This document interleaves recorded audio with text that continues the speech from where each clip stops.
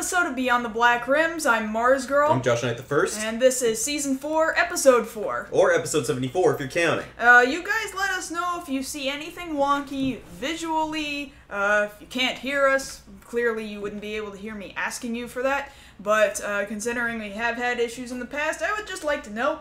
Looks like we are good to go this week. Fantastic. That's All right. nice. So, I'm glad we're here. I'm glad you're here. I want to thank our Patreon contributors as well. As always, you're making it possible to keep doing this every week, and I love doing it every week, and I love seeing you guys and talking to you guys every week too. And you guys on YouTube, thank you guys for coming out to us whenever you guys get the opportunity, although we would like it if you were down here 9 p.m. Central on Thursdays with us. Thursday nights. That's how we do it. That's how we do Unless something comes up and we have to be on a Friday. Like Christmas. Like Christmas. Christmas is gonna be like that. I think we're... More than likely, yeah, we're gonna probably do a Friday show that week. Depends on your work schedule, of course, but we will not be broadcasting on Christmas. That's probably a given. Yeah. But, what else is going on this week? PlayStation turned 20. PlayStation turned 20. Man, have you guys seen, like, that's not one of our news stories, but have you seen the 20th anniversary PS4s? Oh, man, that thing is sweet. I really want one. Well, I've been waiting, like, man, when do I get me a PS4? Because that's always kind of in the plan, is to get a PS4. Because we've been debating back and forth because of, Cyber Monday, Black Friday deals, like, do we go in on an Xbox One now that they've got a bundle, or do we go in on this PS4 bundle or that PS4 bundle, but then this comes out, and then it's just like... And it's probably not going to be bundled with much of anything, if anything. Well, because the sucky all part... I want is just that look of... Well, because the sucky part is it's a limited number. It's only like a little over 12,000 being sold between here and any other country selling it. I actually kind of imagine it's going to be online-only sales. Like, why would you only ship to... some stores. Well, see, what I'm wondering about is that thing's going to be popular. How much are people going to charge for people just getting PS4s and giving them that color scheme? Yeah, I imagine there'll be a bit of that going on. Yeah, I just had a really good PlayStation generation because I was of the PlayStation generation and unfortunately never got the N64. It was always, that was kind of always how it was. My friends all had one console and I had the opposing console at that given point in time. Like, my friends all had the Genesis while I had the Super Nintendo, so that was the kind of friendship console wars. Well, for me, that was one of my first was a PlayStation. I played... See, that'll date me right there, going to Blockbuster and renting the original Spider-Man from Activision on PlayStation until I beat it. It took me about 2 rents to do it. Yeah, of course, you saying that PlayStation is old makes me feel sad because it really means, it doesn't mean that you're young, it means you're not a gamer and you didn't become a gamer. No, I had played before. No, what I'm saying is I played before that, but that was the first system I owned. Because before that point, I was playing off my uncle's system, because my uncle had a Super Nintendo and a Nintendo before that, and I was borrowing their games. But that's what I'm saying. That was the first one I owned. All things technically speaking, my first that fell into my possession was from my parents who owned a ColecoVision. And then to a certain extent, my dad was a PC gamer. He did point-and-click adventures, and I didn't really get into that nearly as quickly as I did the ColecoVision. And then I skipped a console generation, and I didn't get a console again until the Super Nintendo. And my friends had the NES, so it was like, I only missed out so much. No, I think, like a lot of families, my NES got handed down to me once my uncle was done playing with it, which meant, yay, now I can buy resale games. That's true. And that started my love affair with going through bargain bins at Kmart. And, well, we still had Kmarts here in town. Yeah, San Antonio now no longer has Kmarts, and up until recently, we did not have 7-Elevens for a long time because they were here in town and then they disappeared for a good 10 years. But they're back. But now they're back. And now we can have Slurpees whenever we want. Slurpees again. So, we might as well get to talking about what our core stories are going to be a little bit later on in this episode. So, first story, one of the bigger announcements made this week is that Warner Brothers has come forward with the confirmation of the Suicide Squad movie cast. A lot of big names attached, a lot of interesting names attached, and we're going to talk a bit about what that means for the franchise, if this will actually become a franchise, and what that means for these characters that some people are very familiar with, others not so familiar with. Secondly, Steam has just unveiled through enrolling in their beta, you can now start streaming live Steam games right from your Steam console on your PC. Gonna look into the possibilities with it, what they're offering right now, just how good of a feature it actually is currently, and maybe where this can go in the future. And then our last story is, if you guys were listening to the pre-show music, you can kind of guess the first trailer for Terminator Genesis. Terminator Genesis has debuted today. Got a lot of people talking. I'll phrase it that way, and we're gonna go ahead in both directions. In both directions. Out the button, out the mouth, and we're gonna go ahead and talk about what we saw and what we take from this little trailer here. Alright, so before we get into the major stories, there are a few follow-up stories, other topics we've talked about in the past that we do want to bring everybody up to speed on and give further opinions on. And we've got a few of them. First and foremost, we can go ahead and confirm, it was just confirmed maybe a couple of hours ago, that yes indeed, Marvel has said that their Doctor Strange movie will indeed have Benedict Cumberbatch as Stephen Strange. Who didn't see that coming? I'm sorry, that doesn't shock me at all. It's fresh ink on paper. We kind of figured, yeah, that's going to be what it is. I don't know. I'm still a little on the fence about it, having, between the last time I reported on it and this week, learned a little bit more about Doctor Strange. I mean, don't get me wrong, he's a great actor. He's good at what he does, and yes, the number of jokes about his name just keep compiling over and over again. Thank you, Nash. Blunderquick Cumberbun. What was the one I came up with her? Bumblebee Connie Chung? I think that one didn't sound anywhere close to his name to me. His own name doesn't sound close enough to his name. But we'll wait and see how he does on that. At least now... Why you gotta do that? Because one, it was on Tumblr, and two, somebody else brought it up. Okay, making sure. Benedict Cumberbatch. Alright. So, yeah, there's that. We can go ahead and cry officially now. If that's your inclination. I don't know, I don't think he's a terrible actor by any stretch of the imagination. It's just... Suddenly he's getting thrust very much into the limelight, and it's like, okay, calm down. Oh, well, it's kind of what happens. And a couple of people know what I'm going to talk about next. They've gone ahead and confirmed that, one, yes, Ryan Reynolds is coming back and doing Deadpool, the role we all know he should have been doing and stayed the hell away from Green Lantern. And that this March they're going to go ahead and start production on the movie. Okay, good. Because, yes, he definitely should have been not in the position of Green Lantern, as you said. If this goes over well, which I get the feeling it probably will, because for as ludicrous as Deadpool is, how's Hollywood gonna screw it up that bad if he's so kind of gimmicky and out there?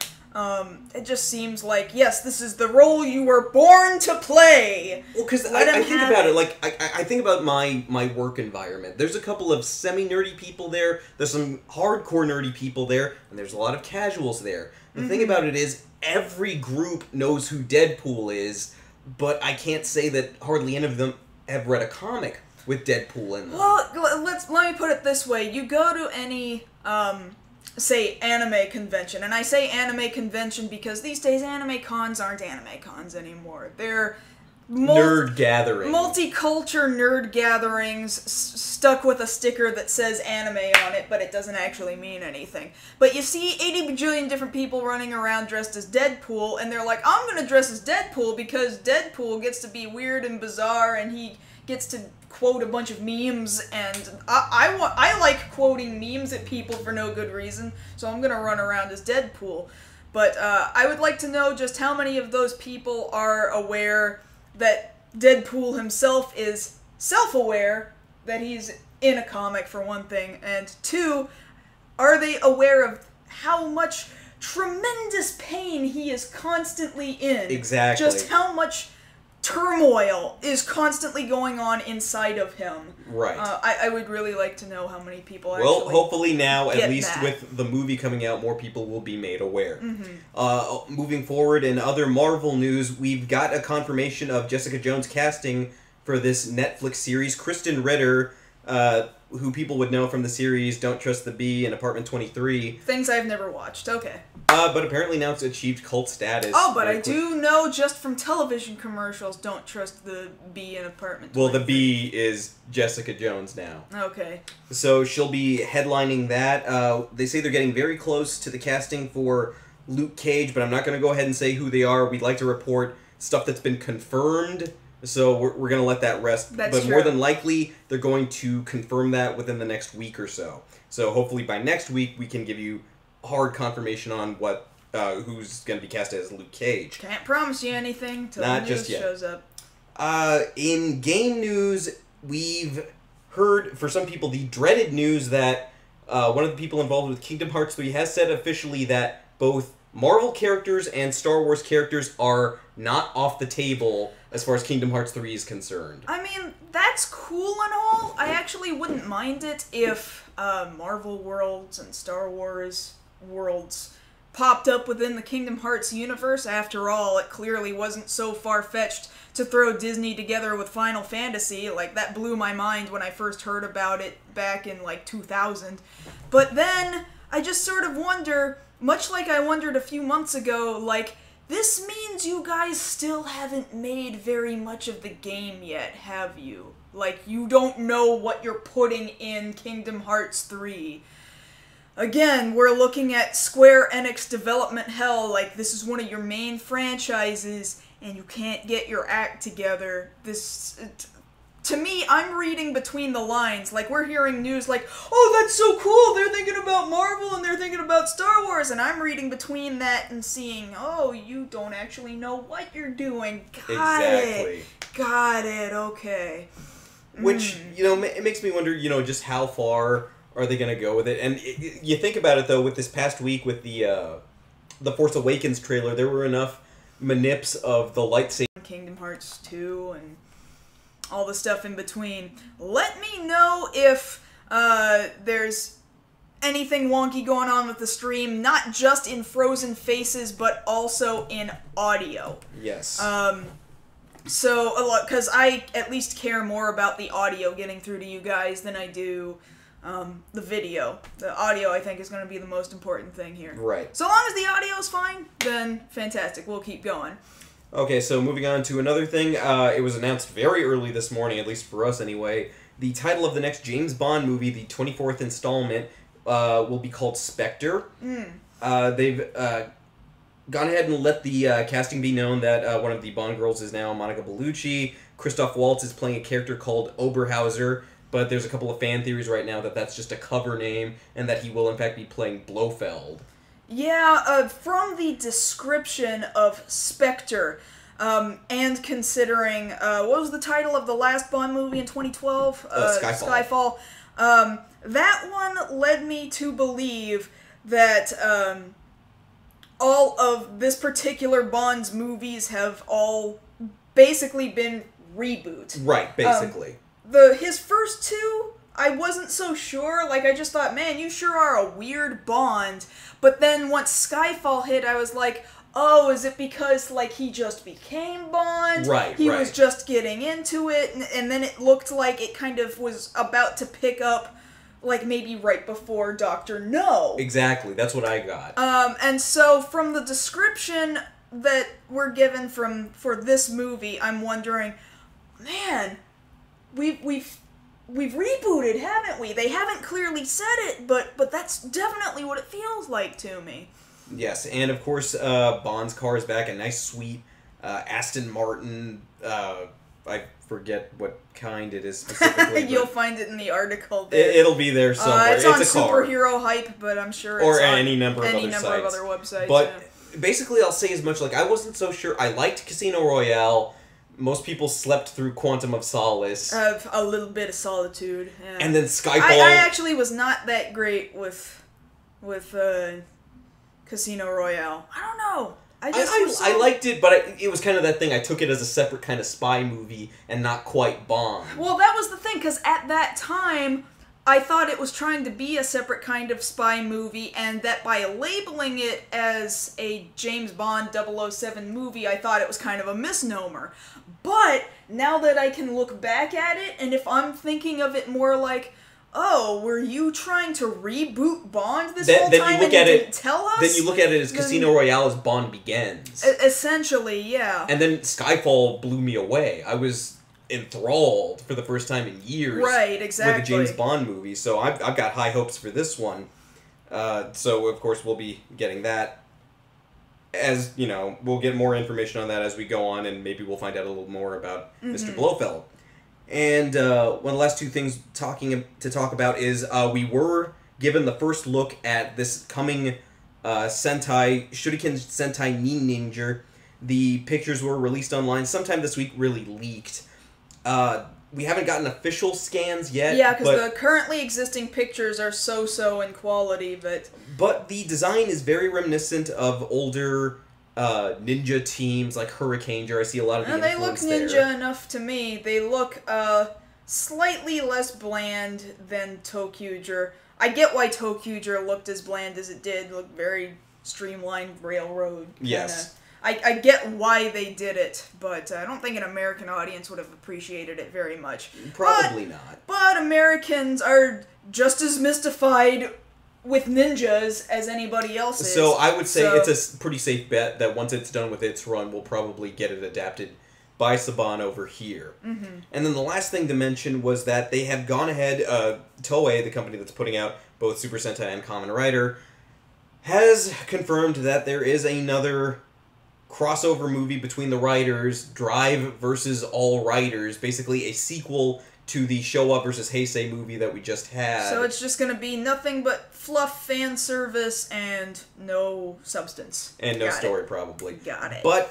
if it's any indication, this is probably the project that Tetsuro Kurata was talking about. Where he's going to show up again as Kamen Rider Black and or Black RX. Probably.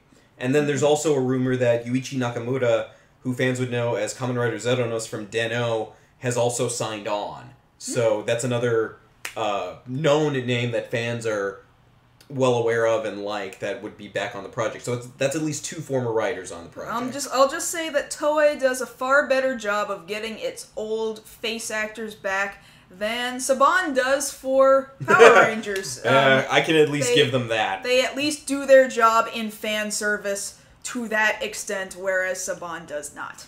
So we'll let you know about this cream puff of a movie once it comes out, because it's all flavor but empty calories. I say that knowing I will watch it and then get hype for the battle scenes. Yeah, just the I get it. I get it in just the battle scenes. I absolutely do not get it as far as, man, how do you sit through crap story? Yes. But I get it once you get to the heart of what you're really there for. But that having been said, that's all of our follow-up stories for the week. So we're jumping into what? Suicide Squad? Suicide Squad. Then let's do that. So the picture I'm bringing up right now puts the actors that they're saying have been cast in these different villain parts next to their corresponding villain. And we'll go ahead and read them off for you right now. Top corner, we've got Will Smith as Deadshot. Like, before we go too far, we were kind of commenting on this before, like, some of these names seem more like, oh, people were just throwing out names as rumor mill jokes or whatever. That's what I thought when I first heard about this. Because, honestly, honest to God, what I thought was this movie was going to be a joke. That this would have been the ones that they dropped right off the bat. Because to mention names like, oh, they're going to get Jared Leto to play the Joker, Will Smith attached to a superhero movie again? Like, what? No, this has got to be just rumor. I don't believe any of it. And then, well, I'm eating my sock. Like, here it is. They confirmed it. So, yeah, Will Smith is Deadshot. And I'll just read off the names and then we'll get into the discussion in a second. Below him, we have Margot Robbie, who people would know from Wolf of Wall Street, as Harley Quinn. Beneath that, we've got Jai Courtney from the upcoming, also later in this story, Terminator Genesis as Captain Boomerang. Busy man, then. Up top, we've got Tom Hardy, who's not a stranger to being a DC villain, as Rick Flag. We've got, as I mentioned just a second ago, Jared Leto as the Joker. And then we've got Cara Delevingne. You may want to look that up. You know what? Cara Delevingne. Whatever, Kara. Her name's Kara, and she's playing... It could be Kara. Enchantress. I'm going to say that I legitimately don't know how to pronounce that actress's name. Yes, I don't know how to pronounce it either. But she's playing a character called Enchantress, not to be confused with Marvel's Enchantress, who also happens to apparently wear green. So... That's convenient. That is convenient. So, let's get down to business here. So, Suicide Squad. Basically, Suicide Squad, also known as Task Force X, I'm sorry. Task Force S. No, that's a couple of task forces below. They all got killed off. They went through several letters of the alphabet, going through all the ones that did not make it. They all died, all the way up to Task Force X. Well, that's kind of the idea, because the reason they're called the Suicide Squad is because predominantly they are all villains. Mm-hmm. People who are on death row or are wanted by the law, who are generally recruited by Amanda Waller, one of the giant government figures you think of in the DC universe, mm-hmm. to take on these basically suicide missions. If they succeed, then great. You know, they got the job done, and sometimes they get time served off their sentence. If they don't, they'll just kill them off. They're mm-hmm. expendable in that respect. The thing about each member is that they're usually given a small bomb implant at the base of their skull in the back of their head, so if they try to deviate from the mission, go rogue, if you would, the bomb detonates and then they're killed off. Mm-hmm. Which kind of fits in with the thing you were saying there.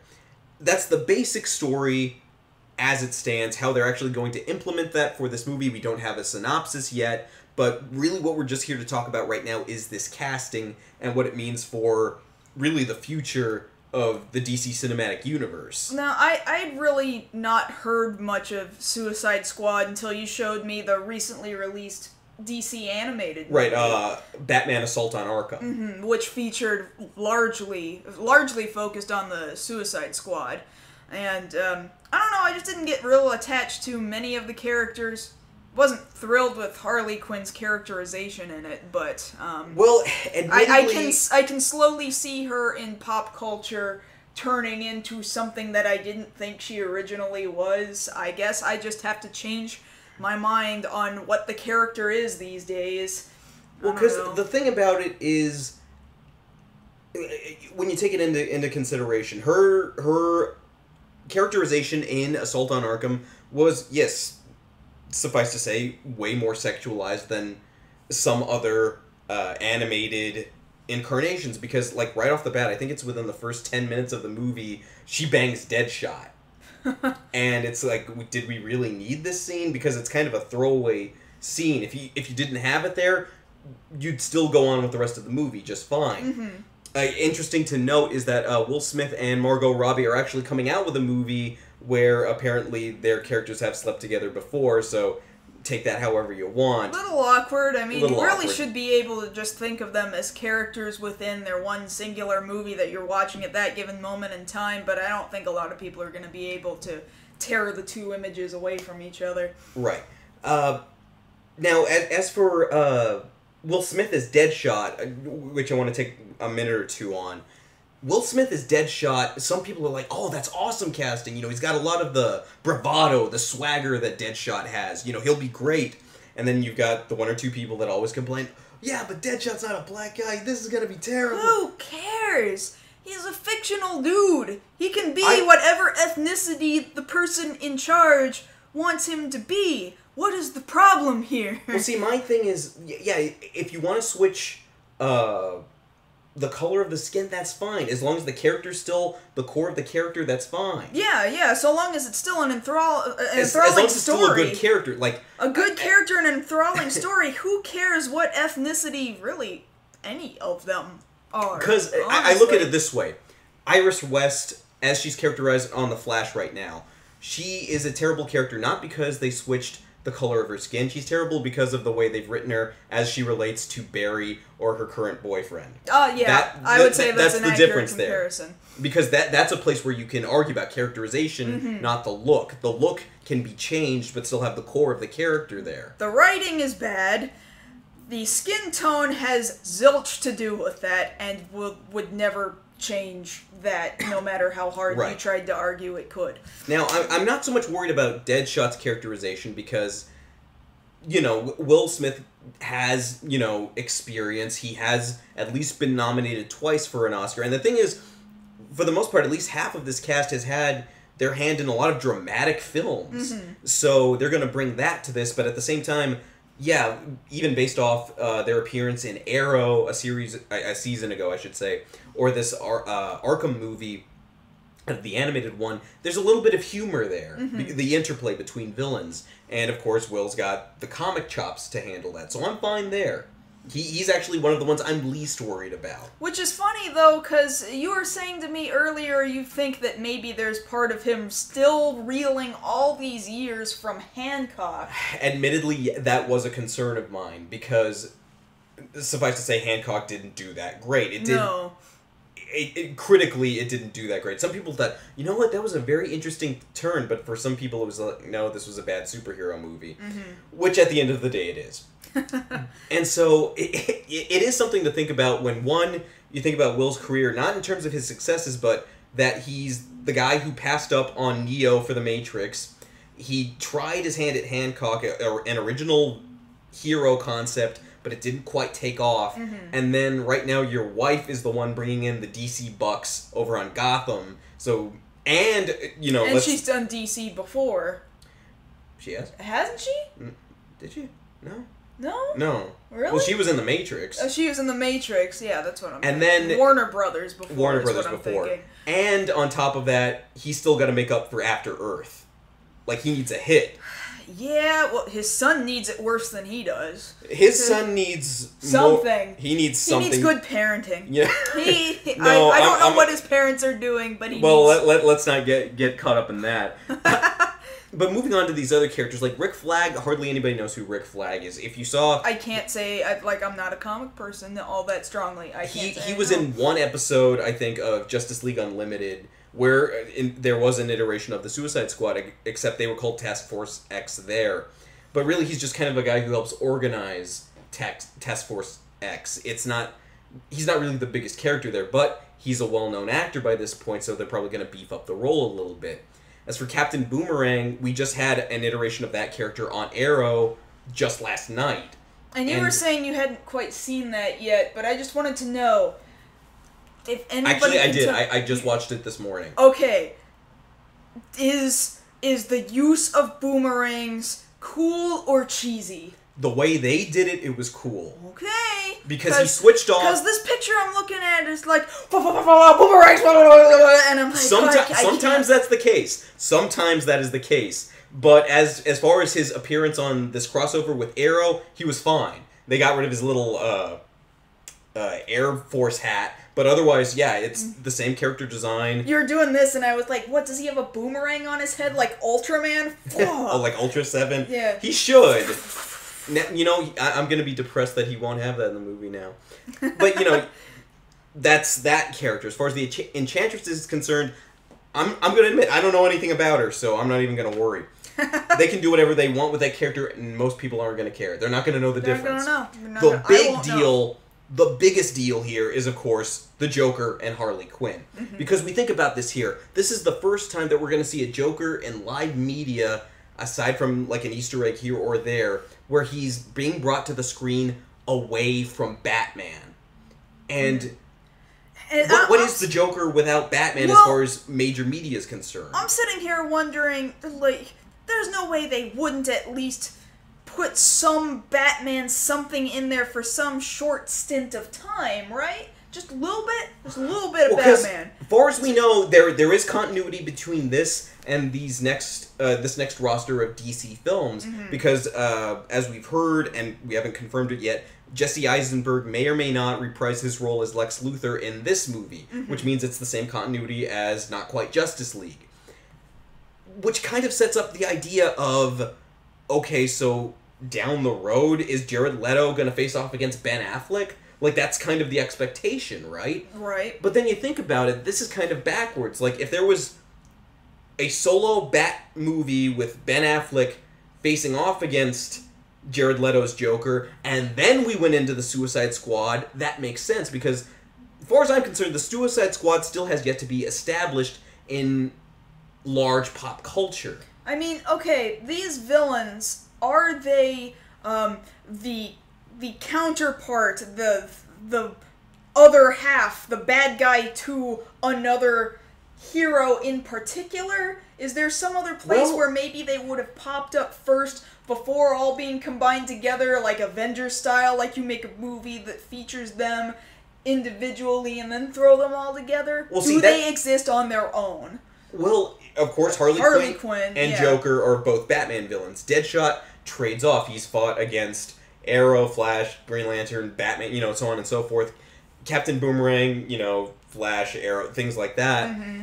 So they've kind of got their small little niches, but for the largest part, the biggest two names you've got in there are Harley Quinn and the Joker, and maybe a little bit more Deadshot now thanks to the Arkham games. Right.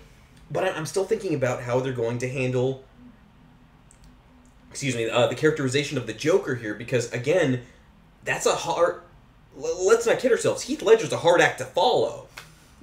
Oscar-winning turn. but now, also think about this. Heath Ledger was just such a ridiculously different Joker from anything we'd ever seen before. So it's like, you're not trying to live up to Heath Ledger, because you're only trying to live up to Heath Ledger if you're trying to be that Joker. Fair enough. If you're trying to be a different Joker, forget it. You're playing your own game. You're not competing with anybody. Now, I'll give him... That's what I'm saying he has to live up to, because Heath Ledger got so deep into it that he built this own unique Joker that is emulated by people everywhere. Nicholson's Joker was his own, but I think it was too much his own. Well, I think it was almost too much just plain Nicholson. That's what I mean. In a Joker costume. And then, of course, you got to live up to Mark Hamill's Joker, which most people is all in voice, but I gotta tell you, I can't help but feel like that is my personal favorite characterization of Joker. I feel like DC's animated universe did a fantastic job characterizing that Joker, and then I think some of Mark Hamill's best roles aren't even freaking Luke Skywalker, it's animated voiceover work and specifically Joker. Now, the thing is, he's going to have to set this up. Now, admittedly, Heath Ledger wins a posthumous Oscar for it. Jared Leto just got an Oscar for Dallas Buyers Club, so he's got the chops. He can do this. I've seen him handle, anybody who's seen Requiem for a Dream knows he can handle the drama. But really, the one thing that got to me when I thought we were going to talk about this today, the laugh. The laugh has to be the thing he gets down. Because if you can sell me the laugh, you've sold me Joker. Yeah, and I think even Heath Ledger had kind of his own laugh going on, but you could tell it was his own kind of psychotic... Right. Going off in his own world. Because there's a very specific kind of madness that comes from the Joker, and that really... But I don't think he should try to emulate Heath Ledger. No, I'm not saying that. And I don't think he should try to emulate Mark Hamill either. No, I don't think anybody should try and copy Mark Hamill, although who's the current voice actor for the Joker these days?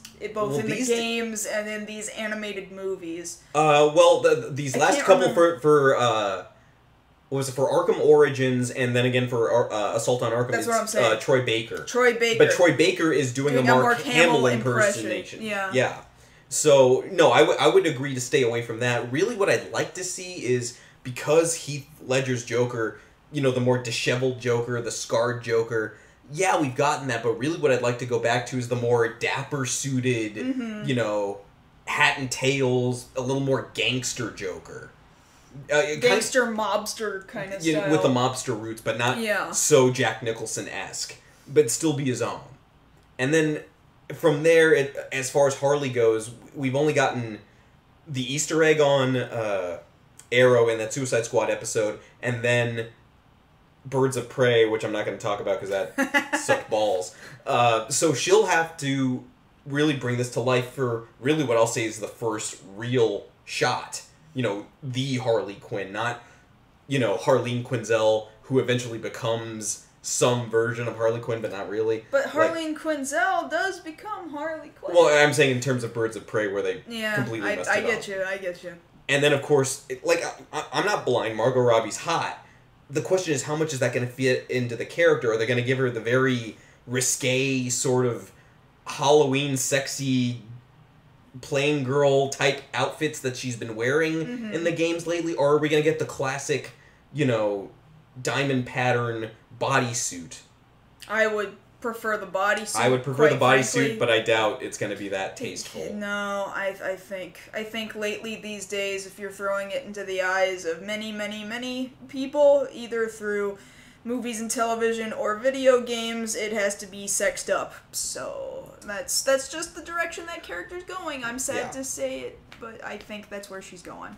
So, suffice to say, there's a lot of ground to cover as far as this movie is concerned. We're going to need to see some synopses. We're definitely going to want to see what the costumes look like, but we're definitely going to have a lot to work with here and a lot to live up to once we find out more about this movie.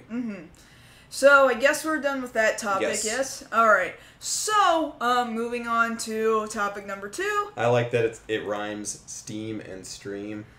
You know what? There was no avoiding that. But I like that. You're not looking at a very clear screenshot here, but what you are looking at is Steam's new explanation for a beta that they have just unrolled today. You have to be enrolled in their beta. If you log into your Steam account, go into your accounts tab and go through a few menus and click that you want to join Steam's beta, now you can participate in stream playing your Steam games. So the way this is currently functioning is you play a game, and then so long as you have the right settings turned on, then people in your friends list can go, hey, my friend is playing Skyrim, I want to watch them play, and then your stream starts. See, this is the strange thing about it, is that your stream doesn't technically start until somebody comes in wanting to watch it. So you can't just, like, click, turn it on. So it's more like, kind of like... Somebody has to decide to watch it for your stream to turn on. So it's kind of like Schrodinger's stream. It's both streaming and not streaming, and you never know until you get in there which one of the two it actually is. Or it's both at the same time.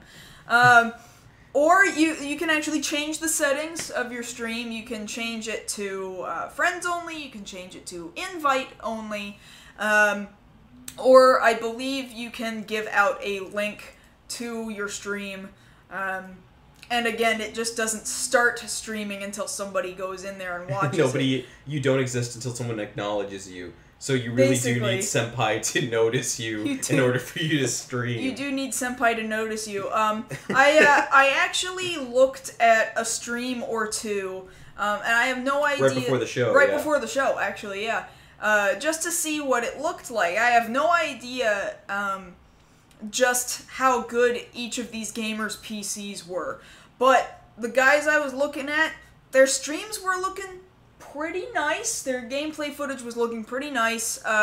It's currently gameplay and microphone only. They don't have a means of showing webcam at all. Me personally, when I'm on my PC to do gaming, I don't have a camera hooked up to my PC anyway, so that doesn't matter all that much to me, although I would like to put that in later. So currently not having that capability to hook a camera up to your stream is kind of a letdown.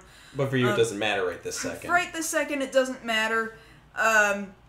And then there's currently been no discussion on, well, do they have any options in the future, any desire to be able to monetize your streams. So far, that's not a thing that's even been discussed yet. There have been no advertisements. I mean, that's kind of a positive thing, I guess. Well, the thing about it that I'm trying to figure out is that we already have so many different streaming options available today. You know, you've got your Hitbox, you got your Twitch, You know, people post stuff on YouTube all the friggin' time. You know, if you blinked, 5 more playthroughs of Five Nights at Freddy's just loaded. What's this going to bring to the table as far as streaming goes? Well, I can see, an overabundance of streams, perhaps. But then again, you go to the people you start to hear, are really good at commentary during streams. That's a thing that I'm not particularly good at. I just use streams to motivate me to finish games. That's my reason for streaming. But I don't know. Since Xbox One made it so easy to stream directly to Twitch as well, and upload stuff to YouTube, that sort of was like, oh, we've embraced streaming, which is both good and oversaturation. And now I wonder if Steam in console doing that will be another kind of oversaturation.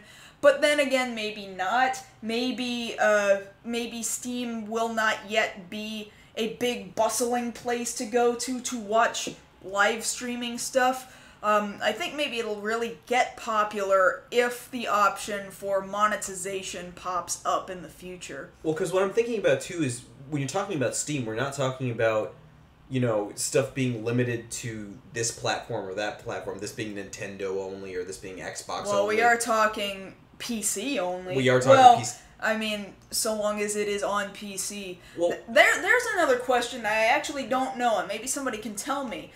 You know, you can bring in all kinds of other games that aren't available on Steam. That's what I was getting to. To put into your library, your Steam library, whether you purchased it on Steam or not. Now, I actually have no idea whether or not a non-Steam game that you've just kind of put into your Steam library is one of these games that you can stream through Steam.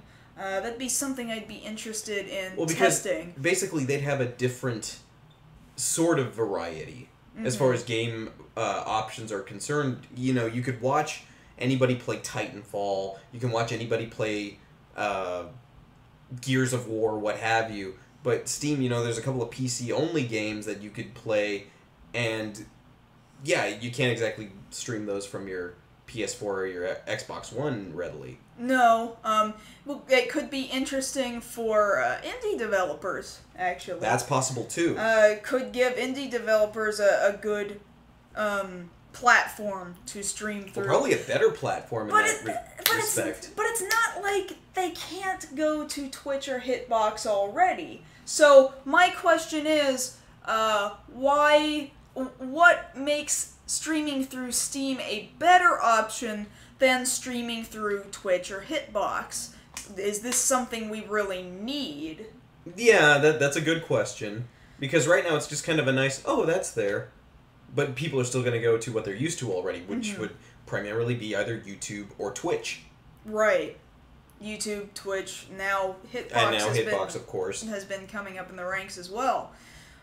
So I'm really interested in seeing how it performs in beta. There are chat rooms in each of these streams, so you chat under your Steam account name. You think you're going to try it?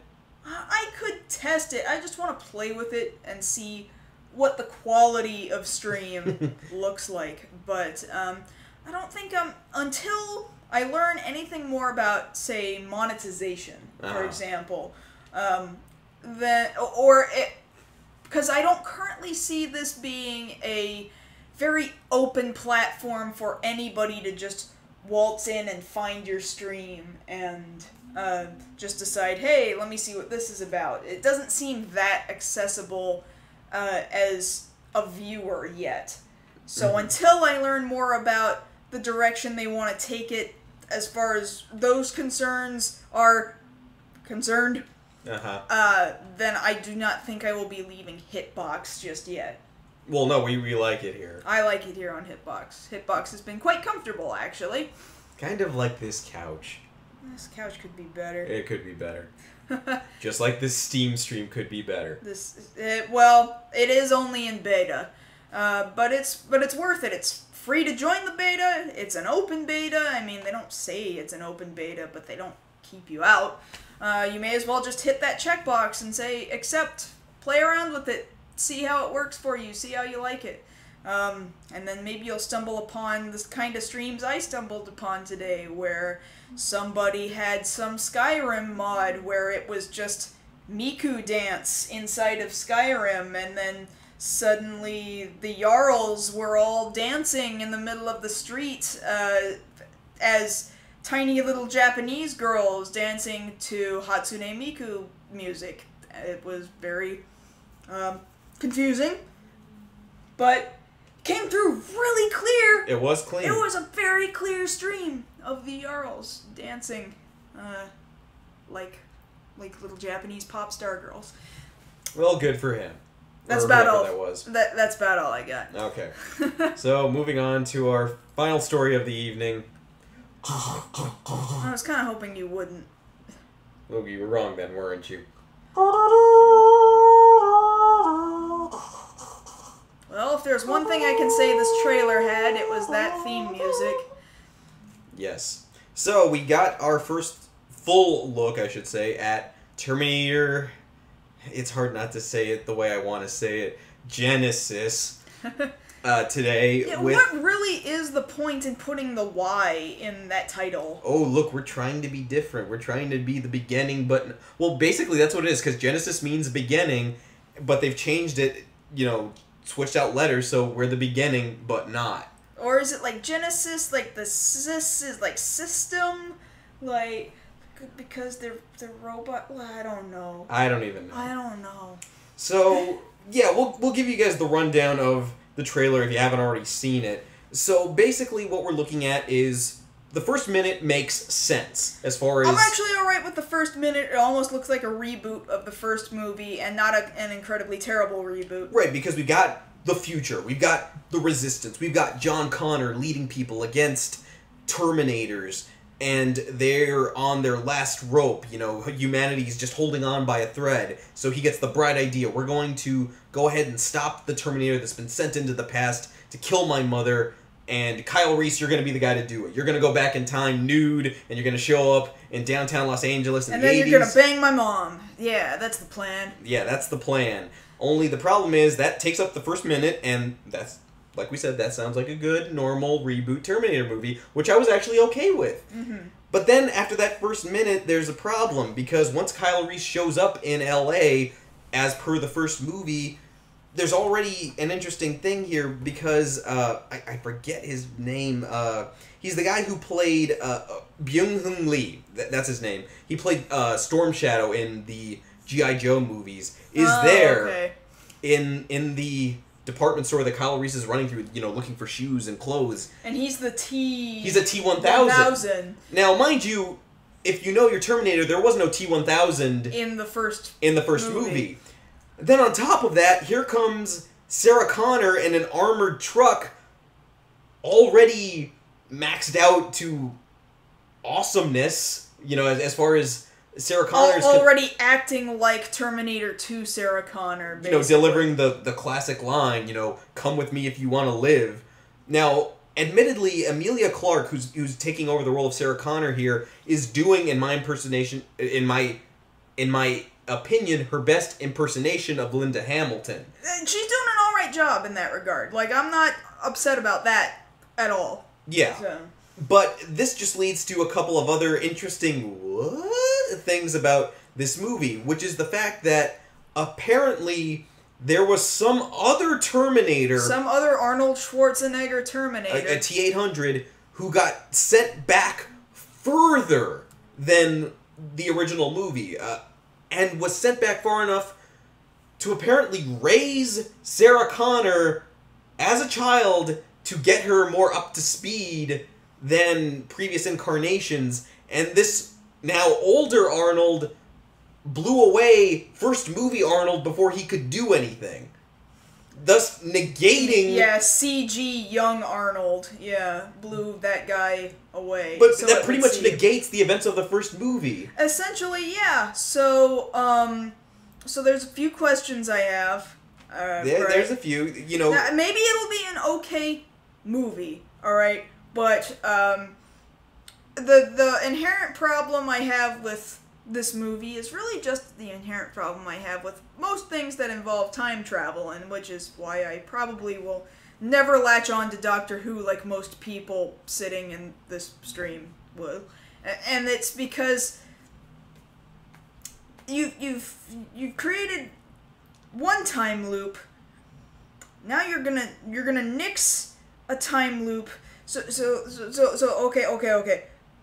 Are there 2 universes now? Actually, how many universes are there? Because you came up with this other theory about another John Connor that may or may not exist. Okay, so here's my thing. Here's my thing about the time loops. Yes, the bulk of Terminator is a time loop. Things keep repeating themselves, or no matter how you try to fix things, they still end up happening. I hate time loops, but... I know you hate time loops, but I still like Terminator, okay?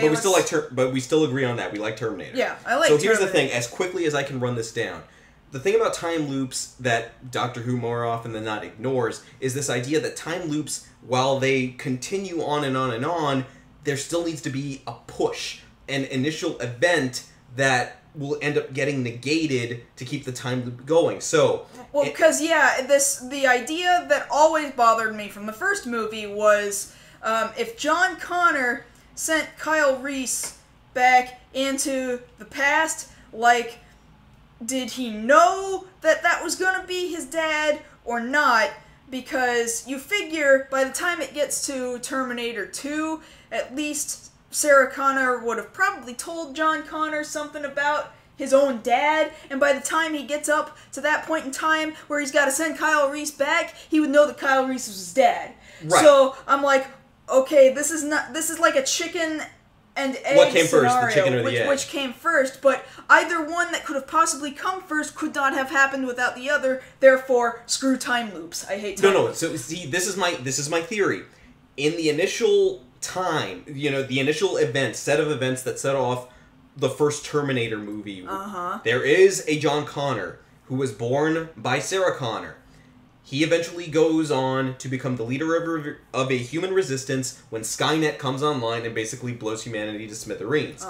This John Connor sends Kyle Reese back to defend his mother from a Terminator that he knew was sent back. This John Connor does not have Kyle Reese as a dad. My theory is that there's some completely other father, sperm donor to John Connor to set the events in motion. But the fact that he sent Kyle Reese back to defend his mother set the time loop in motion, because I don't think that first John Connor knew that Kyle Reese was going to be his dad, but from that point on, every iteration of events that happens from that point on deals with a John Connor that knows his dad is Kyle Reese. And he has to send specifically Kyle Reese back. Right, because since he's changed that, now he's got to keep repeating that event. So it's essentially that John Connor Prime, so to speak, doesn't exist anymore. Or if he does, there is now a completely separate universe that we will never visit. That we will never visit, because now this new caveat that it has to be Kyle Reese as his father has now been set into motion. So as far as this movie is concerned, this is kind of the big question now. If the events of the first movie don't take place, one of the obvious things that happens in the original Terminator is that Sarah Connor gets impregnated by Kyle Reese. And yes, we are in fact saying that yes, if there was a different dad, he would be half a different John Connor, but with the same goals. I mean, he'd be raised with the same destiny. With the same destiny. So yeah, we're saying that one first John Connor would probably be a completely separate John Connor. But here's my problem that I have with most movies where I have a similar problem like this. We're having to guess that ourselves, and we are not told that. And that could be something that maybe this movie could fill in, but it won't. More than likely not. It won't. It could. They could totally do that. But it won't. It will probably be an interesting action movie anyway. I'm still not getting why Skynet would have created robots that have the ability to skin age. Like, why would you do that? I was actually talking to my manager about this earlier, because he fed me the same line that they're feeding us. Like, well, he's not the one that's old, it's his skin that's old. And I'm like, I don't care what the studio explanation is. Bottom line, we shouldn't have to see an old Arnold on screen. Like, it made sense for the time that he was this guy at the peak of his physical prowess playing this unstoppable killing machine. Right. That's what it was meant to be. It was never meant to be that same guy, 30 years down the road, 35 years down the road, all wrinkled and saggy, trying to deliver the same "I'll be back" line. Mm-hmm. It doesn't have the same impact. It won't have the same impact. Even here, when he says it in the trailer, there's a difference between Arnold saying that at the police station in the first movie, because when he says that, what he means is, no, I will be back and you will be dead, versus here, where it's just said as kind of, oh, you're saying that because you're supposed to say it. Yeah. It's a completely different feel to it. And I don't know, I think they're going to push the spectacle like they usually do, like they did with Salvation, like they kind of started doing with Rise of the Machines, but is that going to make for a good movie? Is that even going to make for a movie that makes sense? I just see it as being a hot action movie, and I could probably enjoy it for that spectacle. Yeah. That Arnold, the young Arnold CG looked kind of funky to me in that one brief shot. I imagine they're going to fix that, but the way it looks to me, because the Arnold that they showed in Terminator Salvation looked noticeably better than he does here in the trailer, because here it's kind of more obvious to me that they've kind of gotten a guy with similar build and then composited Arnold's old head onto the body. And you know what? It barely looks like his old head to me. Only just enough. Something about the hair seems wrong. No, that's the right hair. I don't know. Something about it just seems... Maybe it's because, to me, I can see that it's not real. Maybe that's all that it is to me. But the eye can tell... The eye can really tell, and I can tell. It's like that thing that Red Letter Media says, you may not have noticed it, but your brain did. Yeah, and I notice. So we'll have to see if this movie lives up to Terminator lore, or if it's just going to say, you know what, yeah, there were movies that came before this. Bye. Bye. And then, we're just going to start this over. We're doing whatever we want. Which is basically what happened with Star Trek 2009. Yeah, but at least they had a plan on where they were going with that. This, I have no idea where the hell they're going with it. Well, we'll see in the future. More to come later, guys. More to come later. I'm worried, does that mean Kyle Reese isn't going to get any in this? That doesn't necessarily say that they're not gonna bang. He still goes back there and he's still spending a lot of time with her. It still doesn't say that they're not gonna bang. Okay, and I'll say this real quick because I know we're running out of time. So if they sent back an older Arnold to train Sarah Connor to be more like older Sarah Connor but sooner, does that mean he told her that Kyle... Because she went to go save Kyle Reese as far as this trailer is concerned. That's a good point. He could have totally said, by the way, this guy's going to come back in time and you have to let him bang you. And then it'll be like, oh, well, now there's all this pressure. There's no... I don't know if I can do this. If you're told from, the age of, 12... for 10 years, hey, this guy has to bang you. Isn't that kind of, very barbaric? Perhaps, yeah. Perhaps. Kind of barbaric from the guy who looks like Conan the Barbarian. So, right. We'll leave it there.